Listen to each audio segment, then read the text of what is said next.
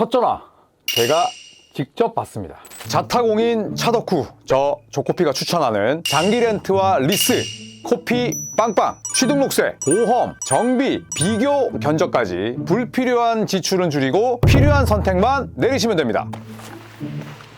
차량을 출고하는 순간까지 제가 함께합니다. 지금 바로 코피 빵빵으로 연락주세요. 네, 반갑습니다. 조코피TV의 조현일이 아닌 이민재입니다. 네, 조현일 해설위원이 지금 쿠팡 플레이에서 중계하기 전에 여러 컨텐츠를 찍고 있었는데 갑자기 제임스 하든의 트레이드가 터지면서 제가 급하게 달려오게 되었습니다. 저희가 아침에 제임스 하든이 이 트레이드를 요청했다라는 소식을 유튜브에 올렸었는데 이렇게 곧바로 트레이드가 성사가 될지 전혀 몰랐는데 빠르게 일처리가 진행되었습니다. 자, 그러면 본격적으로 한번 이 이야기를 한번 다뤄보겠습니다. 트레이드가 체결이 되었고요. 클리브랜드가 제임스 하든을 영입하게 되고 클리퍼스는 다리우스 갈랜드와 2라운드 지명권을 얻게 됩니다. 샴즈 카라니아가 보도했습니다. 하든과 클리퍼스는 지난 며칠 동안 이적 문제를 해결하기 위해 공을 들였었고 양측 모두에게 좋은 결과로 이어졌다.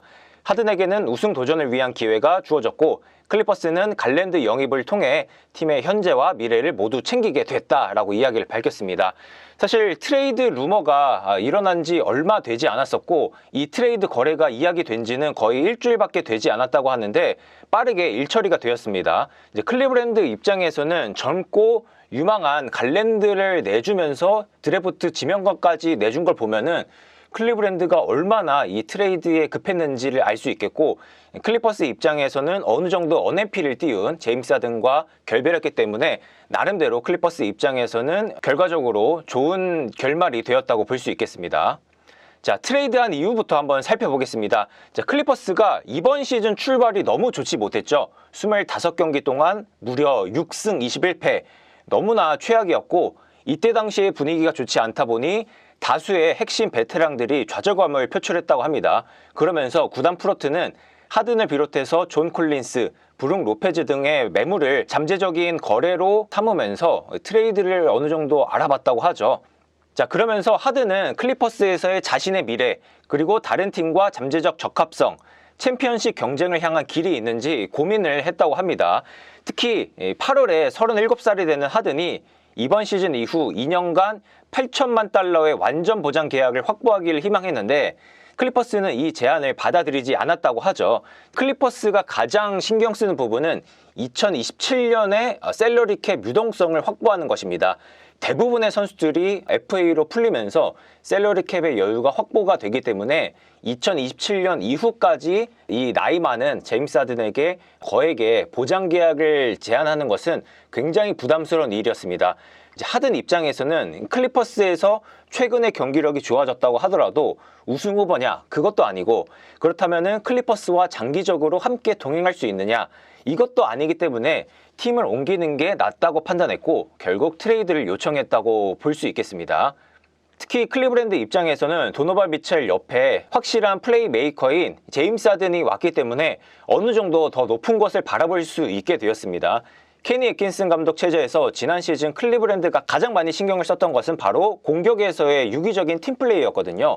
2대2 게임에서 파생되는 볼의 흐름, 스페이싱, 코너에서의 3점 슛, 결국 드리블 돌파가 기반이 되어야만 이러한 플레이가 가능했는데 다리우스 갈랜드가 좋은 활약을 펼친 선수이긴 하지만 이 부상으로 인해서 안정적인 그리고 꾸준한 활약을 펼치지 못했었거든요. 그렇기 때문에 클리브랜드 입장에서도 사치세 문제를 빠르게 해결하지 못한다면은 어느 정도 주축 선수를 바꾸면서 더 높은 것을 바라보겠다라고 마음을 먹은 것 같습니다. 이번 시즌 클리닝 더 글래스에 따르면은 미첼이 출전 시간의 40%를 주전 플레이메이커로 소화하고 있는데 이 시간 동안 클리브랜드의 공격 효율은 약간 떨어지고 실책률은 올라갔다고 합니다. 그렇기 때문에 도너반 미첼을 슈팅 가드로 쓰기 위해서는 확실한 플레이메이커가 필요했고 여기서 제임스 하든을 선택한 클리브랜드가 되겠죠. 하든의 이번 시즌 활약도 정말 대단했거든요. 이제 클리닝 더 글래스에 따르면은 하든이 코트 위에 있을 때 클리퍼스의 공격은 100번의 소유권당 거의 12점이나 더 높을 정도였고 이는 포인트 가드 중에 상위 2%에 해당하는 수치였다고 합니다. 결국 36살의 나이에도 득점 볼륨을 유지하면서 수준 높은 리딩 능력을 보여줬기 때문에 클리브랜드 입장에서도 하든을 데려오는 게 전혀 문제가 없었죠. 자, 그렇다면 클리브랜드가 갈랜드를 트레이드한 이유도 한번 살펴보겠습니다. 사실 갈랜드는 데뷔 때부터 정말 많은 잠재력으로 높은 평가를 받았었고, 스테픈 커리는 갈랜드를 두고 이제 NBA의 미래를 이끌 만한 최고의 슈퍼스타 잠재력을 갖춘 선수다라고 이야기를 밝힐 정도였거든요. 하지만 부상이 너무 잦았습니다. 최근에 이 부상을 복귀하면서 어느 정도 몸 상태를 끌어올리고 있었는데 1월 중순에 다른 발가락을 다쳤거든요.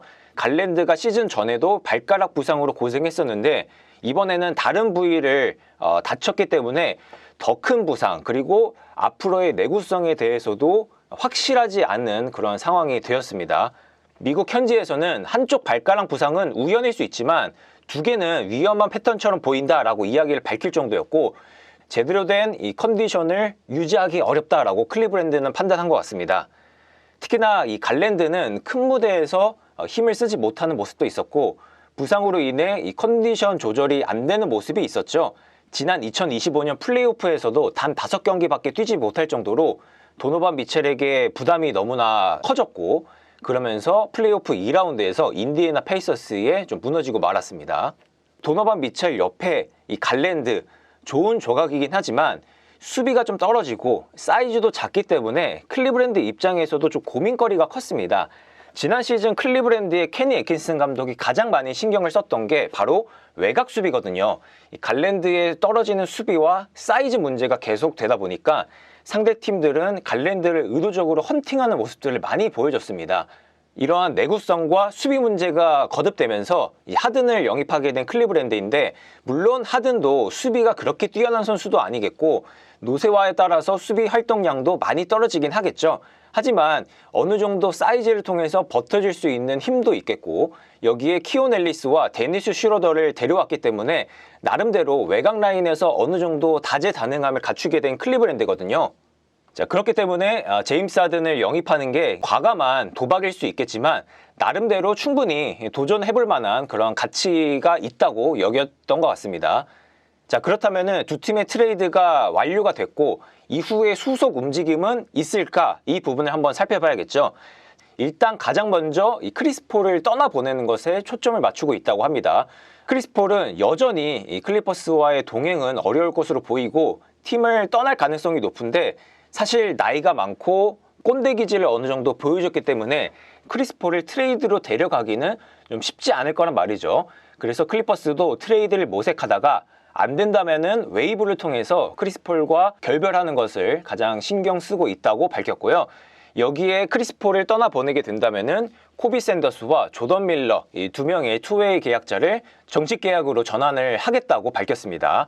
클리브랜드는 제럿 앨런까지 트레이드를 협상 진행 중이라고 밝혔습니다.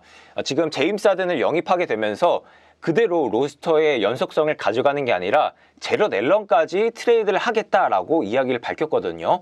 확실히 클리브랜드가 트레이드를 시작하면서 팀의 이 로스터도 좀 뜯어 고칠 것으로 보이는데, 아무래도 제럿 앨런과 에반 모블리 체제에서 어느 정도 한계를 맛봤기 때문에 여러 가지 이 변화를 좀 모색하는 것 같습니다. 일단 제럿 앨런은 많은 팀들의 관심을 받겠는데 어디로 향할지는 아직 구체적으로 나온 바는 없거든요. 한번 이 소식은 끝까지 지켜봐야 될 것 같습니다.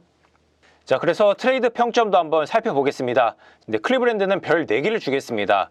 사실 26살의 선수를 36살의 선수와 바꾸는 게 말이 안 되는 거래이긴 하거든요. 그래도 어느 정도 이 트레이드가 일리가 있는 게, 이제 갈랜드는 지난 시즌 정규 시즌에서 좋은 활약을 펼치긴 했지만 플레이오프에서 무너졌고, 그리고 이번 시즌에도 많은 경기를 결장하면서 경기에 나왔을 때에도 컨디션이 많이 무너졌던 것을 확인할 수 있었습니다. 여기에 클리브랜드는 재정적으로 엄청난 문제에 시달리고 있거든요. 이 팀은 세컨드 에이프런 팀입니다. 제럿 앨런은 내년에 이 연장 계약으로 더 비싸지게 되고, 그렇기 때문에 앨런을 트레이드할 가능성이 높아진 이유겠고요. 도노반 미첼도 2027년 여름에 슈퍼맥스 계약으로 재계약할 것으로 보입니다. 에반 모블리도 작년에 올해의 수비 수상을 수상했기 때문에 로즈를 맥스를 받게 되거든요.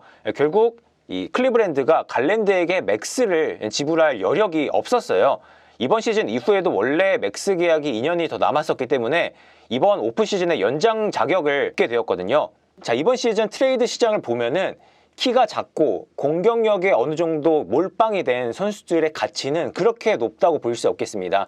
트레이 영이 드래프트 지명권 없이 워싱턴으로 이적하게 되었었고, 자 모란트도 지금 트레이드하고 싶어 하지만 사실 이 선수를 원하는 팀들은 또 많지 않거든요. 그렇기 때문에 클리브랜드도 갈랜드의 가치가 떨어지기 전에 처분했다고 볼 수 있겠죠.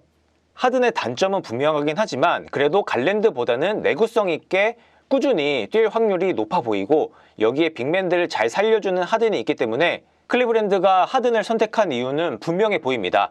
특히 셀러리캡 문제에서도 하든은 클리브랜드의 장기 계약을 요구할 수 없거든요. 나이가 많기 때문이죠. 그래서 클리브랜드도 하든과 장기적인 동행에 대해서 걱정하지 않아도 돼요. 여러모로 하든과 우승을 노리거나 장기적으로는 하든과 결별할 가능성도 열려 있어서 셀러리캡 그리고 경기력적인 측면에서 이번 트레이드는 나쁘지 않았다. 대신에 26살의 선수와 36살의 선수를 바꾼 것은 조금 의아하긴 했다라고 요약할 수 있겠습니다. 네, 클리퍼스는 간단합니다. 제임스 하든과 카와이 레너드가 앞으로 몇 년 더 함께 뛸 수 있을 것인가? 이 부분에 대해서는 의문점이 남죠. 특히나 두 선수가 함께 뛰었을 때 경기력은 좋았지만 결국 우승 후보는 아니었거든요. 하든과 레너드의 결별 가능성이 높은 상황에서 나이 많은 선수를 떠나보내고 젊고 유명한 선수를 얻었기 때문에 클리퍼스도 장기적인 미래를 그려볼 수 있게 되었죠. 네, 갈랜드는 이제 2027년 여름에 보장된 계약을 가진 로스터의 단 2명 중 1명이 되었습니다. 나머지 1명은 이비차 주버치거든요. 그래서 클리퍼스로서는 이 주바치와 갈랜드 중심으로 2027년 여름에 셀러리 캡을 확보하면서 선수단 보강에 전격적으로 나설 가능성이 높아지겠고, 그만큼 미래가 밝아질 수 있겠죠. 클리퍼스는 이번 시즌 리그에서 가장 나이가 많은 팀이었고 미래가 불투명했고, 여기에 드래프트 지명권도 마땅치 않았었기 때문에 미래를 위해서 트레이드를 했던 것은 나름대로 성공적인 트레이드였다고 볼 수 있겠습니다. 자, 갑작스럽게 제임스 하든과 다리우스 갈랜드의 트레이드가 터졌습니다. 제임스 하든의 언해피 소식이 뜬 지 24시간도 되지 않아서 바로 트레이드가 되었는데, 과연 클리브랜드가 이번 시즌 제임스 하든과 함께 플레이오프 더 나아가서 우승 후보로 발돋움할 수 있을지 너무나 궁금하겠고, 자, 클리퍼스는 제임스 하든을 잃게 되었지만 더 젊고 유망한 다리우스 갈랜드, 카와이 레너드 체제에서 다시 한번 팀을 꾸릴 수 있게 되었습니다. 이제 클리퍼스도 한번 갈랜드와 함께 이 팀을 어떻게 꾸려나가게 될지 한번 이 부분을 주목해 봐야 될 것 같습니다. 자, 그럼 조코피TV의 조현일이 아닌 이민재였습니다. 감사합니다.